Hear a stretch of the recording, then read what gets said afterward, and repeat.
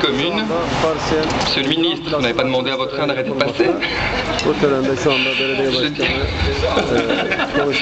Je disais donc qu'une grande place, c'est avant tout le cœur d'une commune, c'est l'endroit stratégique d'une ville et c'est surtout pour ça que nous sommes rassemblés aujourd'hui, pour profiter de tous ces nouveaux espaces et permettre à tous les citoyens de se réapproprier un lieu de vie. Alors je sais, ça faisait longtemps qu'on attendait cela à Farciennes.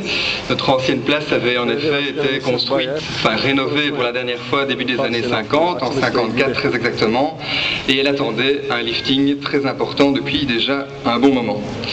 J'imagine que je ne dois pas vous rappeler comment était la place avant, quelques trous ou cratères sur les routes, la place qui s'affaissait un peu, ou quand pendant les travaux avec ma voiture, je suis rentré dans un fossé devant l'Expresso. Je pense que vous vous rappelez de tout ça.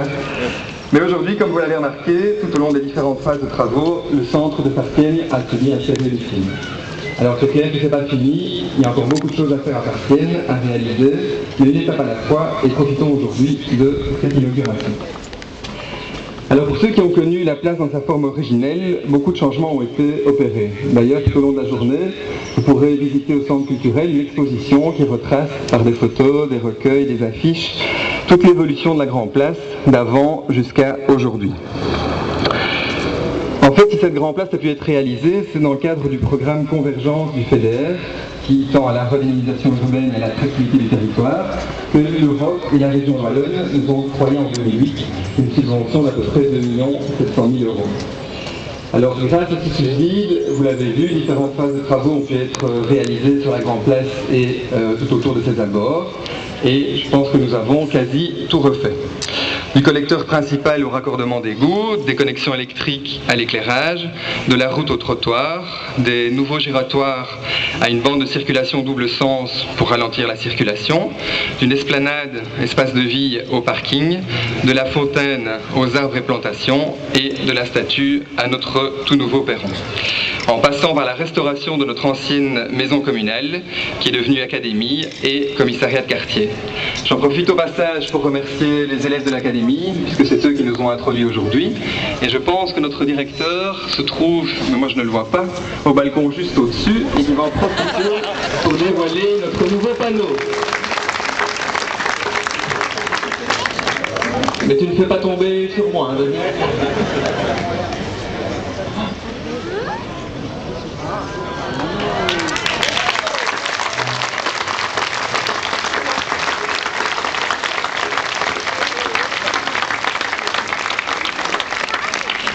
Alors, la Grand Place est quasi terminée, tout n'est pas fini, parce que pour être vraiment tout à fait honnête avec vous, on a terminé hier relativement tard.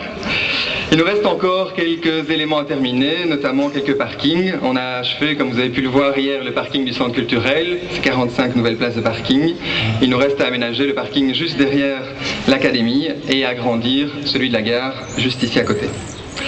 Car de plus en plus de gens viennent sur notre Grand Place, grâce tout d'abord au dynamisme de nos commerçants, et je les en remercie, et aux nouveaux commerces qui sont venus s'installer depuis les travaux sur la place. Alors pour en revenir aux travaux de notre Grand Place, la première phase des travaux a vraiment débuté le 1er septembre 2009 avec les premières tranchées.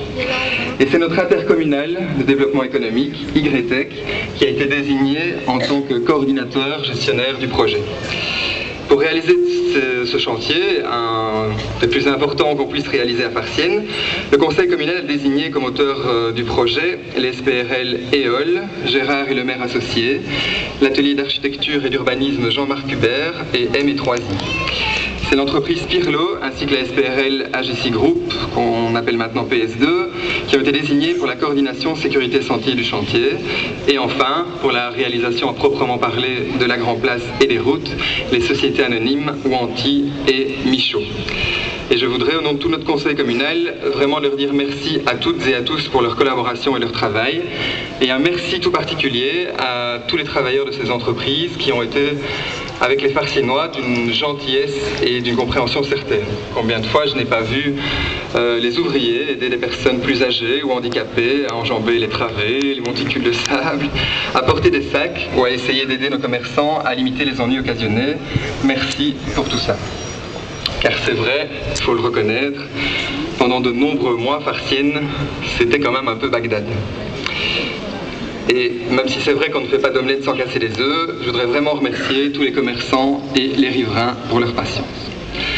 Puisqu'on en est au merci, je voudrais aussi remercier toute notre équipe communale, tant les fonctionnaires que notre service des travaux, ainsi que la police, le centre culturel, l'académie, l'AMO, Oxygène, de nombreux bénévoles et tous nos partenaires pour l'organisation de cette journée qui, je l'espère, vous satisfera. Enfin, j'en profite pour vous préciser que si nous sommes aujourd'hui rassemblés pour inaugurer notre nouvelle Grand Place, il y a aussi un élément important pendant cette inauguration, qui va arriver juste après, c'est l'inauguration de la statue de Jeff Bodard, que nous allons découvrir dans quelques instants. C'est un hommage à notre artiste farciennois, que nous n'oublions pas. Merci à ses parents, à ses amis et à tous les artistes que vous verrez aujourd'hui qui sont venus faire un petit clin d'œil à Jeff Bodard. Merci beaucoup. Alors avant de couper le ruban inaugural et de dévoiler la plaque inaugurale, je vais dans quelques instants laisser la parole à notre ministre Paul Magnette, qui nous a fait le plaisir d'être là aujourd'hui. Je voulais juste dire un autre petit mot pour excuser Paul Furlan. Paul Magnette, il est là. C'est le micro qui me perturbe. Paul Furlan qui devait être parmi nous aujourd'hui, mais qui a un souci familial, mais qui nous a dépêché. Colette Ista, juste ici derrière moi, pour le représenter. Merci beaucoup. Merci à vous tous d'avoir été présents. Vous êtes tous les bienvenus toute la journée, sauf la pluie. Vive Farciennes et surtout que Farciennes bouge. Merci à tous.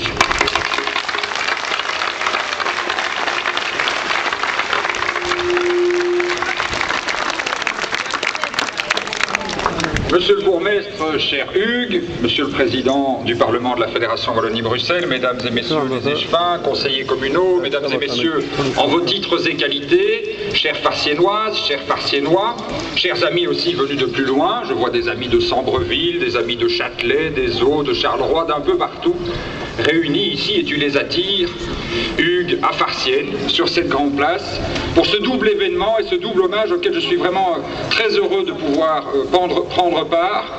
Je regrette que mon ami Paul Furlan ne puisse pas être là. Quand Paul est là et que je suis là en même temps, on a l'habitude de dire les deux polissons. Hélas, Paul n'étant pas là, je ne pourrais pas me faire ce joli jeu de mots aujourd'hui. Mais je suis très heureux d'être là vraiment pour ce double hommage. Un petit mot, si vous me permettez, sur cet hommage à Jeff Bodard. J'avais eu le très grand plaisir, quand j'étais ministre de l'Action sociale à la région wallonne, de rencontrer Jeff un jour au Mourette, à Manage. C'est un centre d'accueil pour personnes handicapées, où on fait du cheval, où on fait de la musique aussi avec les personnes handicapées, et où Jeff avait des habitudes. Il avait l'habitude d'aller se promener là-bas en cheval avec ces personnes, de jouer avec eux de la musique, et je l'y avais croisé un jour par hasard. Nous y avions fait une petite promenade en calèche ensemble, et ça reste pour moi un très très beau souvenir dont je dois encore avoir quelques belles photos quelque part, et si je les retrouve, je promets à ses parents et amis de les leur transmettre. J'avais suggéré à Hugues, d'ailleurs tu t'en souviens à ce moment-là, de faire de Jeff un citoyen d'honneur de la cité de Farciennes. Hélas, la vie en a décidé autrement, mais il est très heureux que cet hommage et cette statue puisse lui être rendue aujourd'hui. Cela est juste et bien, comme on dit, en d'autres circonstances. Et puis c'est en même temps l'occasion de célébrer la renaissance, on ne peut pas l'appeler autrement, de cette place. Tu dis Bagdad, c'était bien ça. J'en ai des souvenirs aussi de cette place. Elle était dans un triste état.